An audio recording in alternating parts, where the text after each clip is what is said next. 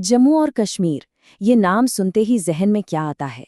खूबसूरत वादियां या फिर एक उलझा हुआ जटिल इतिहास? आज हम इसी कहानी के पन्नों को पलटेंगे, इसके अतीत के संघर्षों से लेकर इसके आज के बदलते आर्थिक परिदृश्य तक।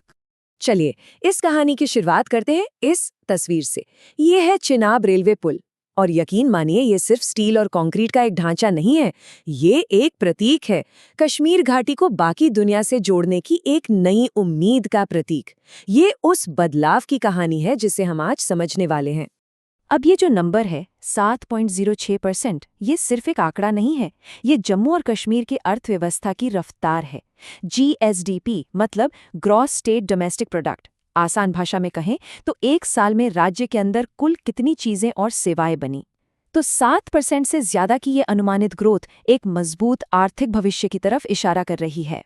और ये देखिए, अर्थव्यवस्था का कुल आकार करीब करीब 2,65,000 करोड़ रुपए। ये दिखाता है कि इस क्षेत्र की आर्थिक गतिविधियां कितनी बड़ी हैं। लेकिन सवाल ये है कि ये आंकड़े आए कहां से? इस विकास के पीछे की पूरी कहानी क्या है? तो इन बड़े बड़े आर्थिक आंकड़ों को सही मायने में समझने के लिए हमें थोड़ा सा समय में पीछे चलना होगा, क्योंकि जम्मू और कश्मीर का आज इसके अनूठे और बहुत ही जटिल अतीत से गहराई से जुड़ा हुआ है। तो चलिए पता करते हैं कि आखिर क्या है जम्मू और कश्मीर की कहानी। हमारे सफर का पहला पड़ाव है 1947 के बाद का दौर। वो दौर जब जम्मू और कश्मीर को भारतीय संघ के अंदर एक ऐसी खास पहचान मिली जो किसी और राज्य के पास नहीं थी। तो हुआ ये कि 1947 में भारत के बंटवारे के समय जम्मू और कश्मीर एक रियासत थी। उस उथल-पुथल के दौर में वहाँ के शासक ने भारत में शामिल होने का फैसला तो किया, लेकिन कुछ खास शर्तों के साथ, और इन्हीं शर्तों ने इसे भारतीय संघ के भीतर एक बिल्कुल ही अलग, एक विशेष दर्जा दिया। इस विशेष दर्जे की नींव थी अनुच्छेद 370। अब ये कोई मामूली कानून नहीं था। इसने जम्मू और कश्मीर को अपना अलग संविधान, अपना अलग झंडा और तो और रक्षा, विदेश मामलों और संचार जैसे कुछ विषयों को छोड़कर लगभग सभी मामलों पर खुद कानून बनाने का अधिकार दिया था। इसी एक अनुच्छेद ने दशकों तक इस क्षेत्र की राजनीति को और समाज को परिभाषित किया। और ये रिश्ता वक्त के साथ धीरे धीरे विकसित भी होता रहा। जैसे 1952 में राजशाही खत्म हो गई, फिर 1957 में राज्य का अपना संविधान लागू हुआ, और 1975 में इंदिरा शेख समझौते ने एक बार फिर इस बात की पुष्टि की कि ये क्षेत्र भारत का हिस्सा है, लेकिन अनुच्छेद 370 बना रहेगा। लेकिन फिर 80 के दशक के आखिर में कहानी ने एक बहुत ही अंधेरा, एक बहुत ही दुखद मोड़ लिया। ये दशकों तक चलने वाले उग्रवाद और संघर्ष की शुरुआत थी, जिसने वहाँ की जिंदगी को, वहाँ के हर पहलू को पूरी तरह से बदल कर रख दिया। तो सवाल उठता है कि ऐसा हुआ क्यों? देखिए, इसकी जड़ें कई वजहों में थी। केंद्र सरकार की नीतियों को लेकर बढ़ता असंतोष, 1987 के चुनावों में धांधली के आरोप, इन सब ने मिलकर अलगाववादी भावनाओं को ऐसी हवा दी जिसका नतीजा एक हिंसक विद्रोह के रूप में सामने आया, और इसने इस खूबसूरत घाटी को दशकों तक अशांत रखा। इस संघर्ष का असर सिर्फ राजनीतिक नहीं था।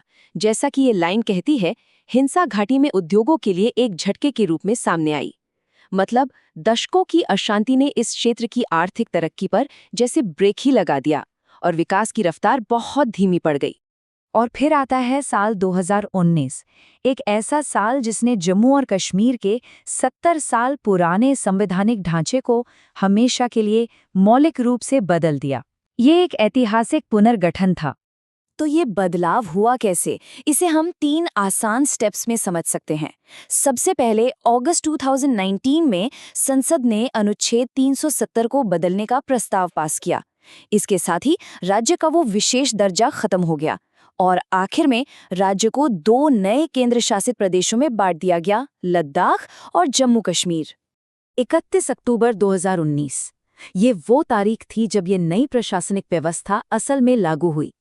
इस एक दिन ने जम्मू और कश्मीर के नक्शे को और इसकी राजनीतिक पहचान को हमेशा के लिए बदल दिया।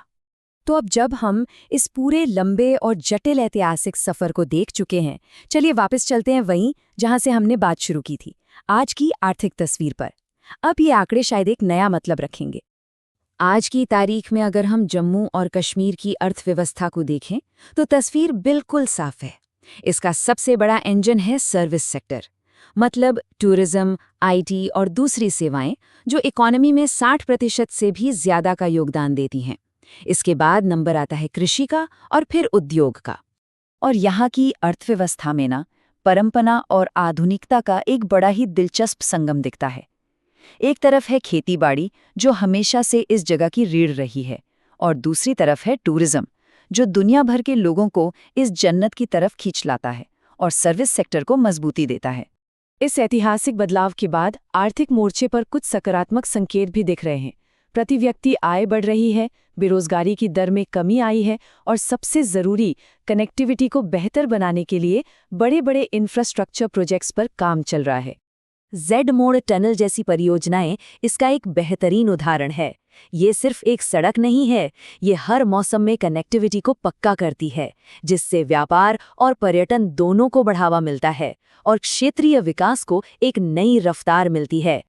तो एक इतना जटिल अतीत और एक ऐसा वर्तमान जो अभी भी बन रहा है, इसके बीच जम्मू और कश्मीर आज एक बहुत ही अहम मोड़ पर खड़ा है। यहाँ के लिए अगला अध्याय क्या होगा? खैर, इसका जवाब तो भविष्य ही देगा, लेकिन ये बात पक्की है कि विकास और शांति की उम्मीदें पहले से कहीं ज्यादा मजबूत है।